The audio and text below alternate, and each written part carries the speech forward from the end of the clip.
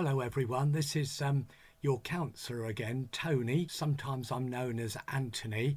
I'm hoping you're having a really good summer and at least getting out and about and doing things you enjoy.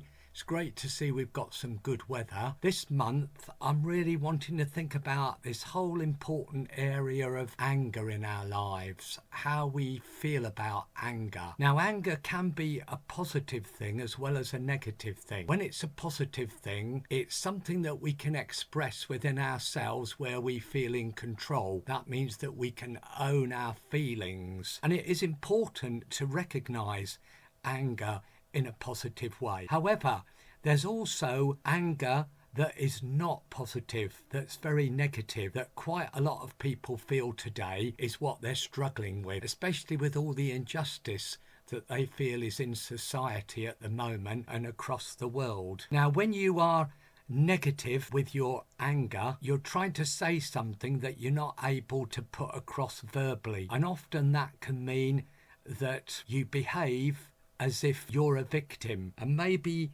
you feel a victim because you've had some shame from your childhood. Somebody's said things to you in front of others that's made you feel very much shamed. Maybe you felt small and not taken seriously and not being properly heard and understood. Or maybe you felt invisible, that you felt a thing. Maybe you still do feel a thing, and that you feel people don't notice you, they don't take you seriously, they don't treat you the same as they do others. Or maybe you feel quite hurt because you've been rejected by people close to you, your mum or your dad, and they haven't fully understood you. You can't talk to them. Or maybe you've lost somebody very close to you, or something that means a lot to you, and that's made you feel incredibly angry.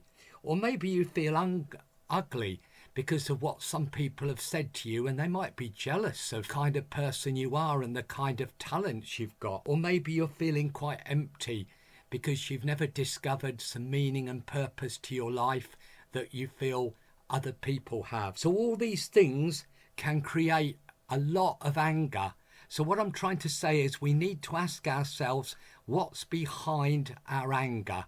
People don't just get angry for nothing. And being angry sometimes in a negative way is the only way we feel that we can stay in control. Maybe you feel you've been for some help to people and they've not really understood you, perhaps some professionals, and you've tried to explain about your anger and you feel passed round, that nobody's actually understood, accepted you and given you the praise and the understanding that you need. So it's important to look at not just what's behind our anger, but what triggers our anger. How can you manage these triggers? So these triggers may be about seeing someone that looks like somebody who's made you angry in your early life.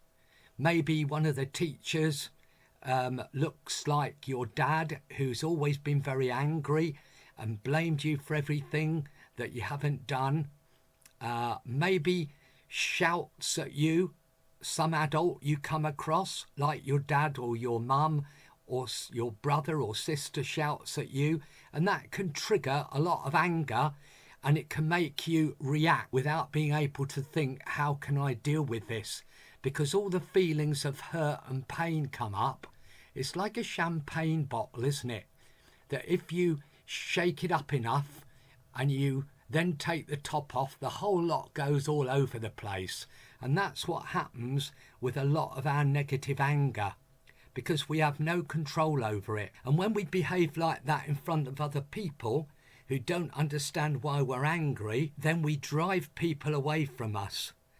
And by driving people away, we internalise that, and it makes us feel that people are rejecting us, there's something wrong with us, that we're not like other people. And also, it may be that we feel we've got to do something about how we look, how we dress, without realising that we do need to do something about these negative, painful, unresolved emotions that are creating this anger inside us. So how can we manage negative anger, because we know also that if we don't do this long term, it can affect our physical health, as doctors will tell you, GPs. For instance, a lot of people have ended up with heart attacks, strokes, ulcers. So it is important to get this anger sorted out in our lives. And also, if we can't do something about it ourselves, then to try and see a professional about it, a counsellor, someone who can help you work through safe ways of expressing your anger. So instead of expressing your anger in unhealthy ways, and one of the other unhealthy ways that some young people express their anger is through self-harm, which is quite a dangerous, unhealthy way to do that, because you are punishing yourself for the way you are feeling. And it may not be your fault, the way you are feeling. Or maybe you are bashing your fist against the wall or harming yourself physically in some way. We need to stop doing that, and we need to look at how can we express this anger in a very positive way. And there are things you can do. If you're a very creative person, you can express some of those difficult feelings of anger and shame or rejection or pain or disappointment in some creative play, like painting, artwork of various kind, craft work. Or maybe you're a sporty person and you can go out and you can get involved in a lot of creative sports where you can really express a lot of that negative emotional energy, which is part of the anger. And there are other things you can do. If you're very young, you can actually get some Play-Doh and make the person who you're angry against build that little Play-Doh creature and then bash your fists on it, and that can help express some of the anger. So there are many things that you can do to actually get this negative anger out of your life and learn to control it. So also what I want to talk about is how you can be what I call assertive. Now, that word being assertive means being able to express what you feel and what you think in a way that you know that you have a lot of inner self-control over. So you're not reacting to situations, especially when you're in confrontational situations with people. So for an example, it might be that you know that there are quite a few people who you meet are always angry and confrontational in front of you. And maybe in the past, you've just reacted angrily towards them because they've triggered your anger. So what we need to do is that this is about power and what we call body language. So in order to be able to deal with very difficult confrontational situations where you're confronted with other people's anger, what we need to do is to recognize that we need to try and take some deep breaths when we know that we're going to meet these people, or when we do come across them, or we come across situations that are going to make us quite angry, so that we can feel more calm. And also perhaps in the situation that you're going to meet someone who you know always wants to argue, is always going to have the last word, they're always right, and you may be right an awful lot of the time, but whatever you say and do is not going to make any difference. So I call that, it's not a win-win situation for you. So the important thing is to recognise that you can't get anywhere with that person.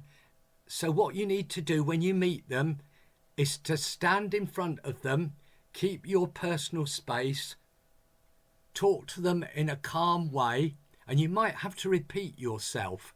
Look into their eyes and express what you feel and what you think, and you might have to repeat yourself, and then you might have to walk away from them and leave them.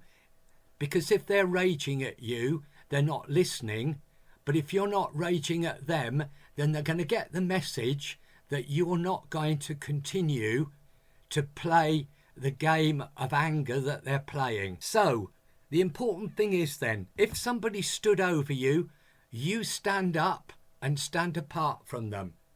And that means your power and control is equal to theirs. Because otherwise, if they're stood over you, they're dominating you, right? And we call that you're feeling passive. You're a victim. You're feeling controlled by them. So stand up straight, look at them, but keep your personal space from them. Secondly, don't rage at them like they're raging at you, because that's aggressive behaviour and that's going to make the situation worse. So what you need to do is to calmly be assertive, and then you'll feel in control and you'll recognise that you have got the time to be able to say what you think and how they're making you feel without them continuing to control the situation. And it might be that you have to walk away from these people, but you will, by walking away from them, you will enable them to do some thinking about the way they behave towards other people, and maybe they might try and get some help themselves. So, because of what I've explained about the whole important issue of anger, it's important to get our own anger right in our own lives and to be able to control our anger and our very difficult emotions. Otherwise, we can't manage and deal with other people's. So, just to recap on what I was saying, anger can be a positive as well as a negative thing. And maybe you need to get some help over working through a lot of your anger, maybe from childhood, maybe from bullying, which you're not able to do yourself, to look at what's behind your anger and look at what the triggers are and try and protect yourself from some of those triggers. Like, it might be that if you have suffered some abuse in your life, that maybe you need to avoid looking at certain TV programs, looking at going to certain places where there are people that are triggering your behaviour. Maybe also you need to perhaps be very careful about what you see, who you mix with and what you do. So you're protecting yourself from being triggered. And then hopefully as you come to terms with expressing your anger in a positive way and working through what's behind it, the triggers will no longer affect you the same way again. And then other people will begin to see the change in your life, and you'll be able to attract the right kind of people into your life that you can trust, that you feel understand you and are there to listen to you. And also, as I've said, to recognise how this affects your health, physical health, because we need to look after our health even when we're young, because it's very easy for long-term physical illnesses to start when we're young, and we don't want that to happen. So looking at safe ways of expressing your anger by doing creative things or else physical activity, and then being able to prepare yourself for handling difficult confrontational situations with certain people who wind you up, who you know are not going to listen to you.